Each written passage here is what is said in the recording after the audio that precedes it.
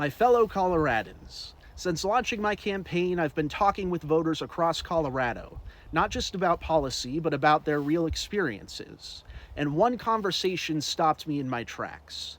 I heard from a voter who is visually impaired. They've traveled across the country working with organizations like the American Council of the Blind, and they told me something I think every one of us needs to hear. In too many places in America, people with visual impairments are not truly voting independently.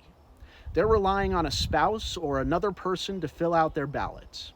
They're standing in polling places where volunteers don't know what to do. They're handed accessible ballots that expose their choices to everyone around them. And in some cases, they're forced to choose between breaking the law or not voting at all. Let that sink in. We talk a lot about the right to vote in this country, but a right that you cannot exercise independently, privately, and with dignity is not fully a right. And this issue doesn't just affect one group. It affects people who are blind, it affects people with low vision, seniors whose eyesight is fading, people recovering from injury, people who may be dealing with a wide variety of disabilities. This is not a niche issue. This is a systemic failure. And here's the truth.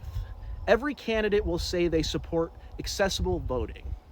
But I'm not here to give a slogan. I'm here to tell you exactly what I will do. As Colorado's Secretary of State, I will produce a public accessible voting report, a real transparent document that identifies where our system is failing and what we are going to do about it. And more importantly, I will act on it. We will implement mandatory accessibility training for every poll worker, so no voter is ever left standing there while someone figures it out. We will ensure standardized accessible voting equipment statewide, including audio ballots, tactile interfaces, and systems that allow voters to cast their ballot privately without relying on another person.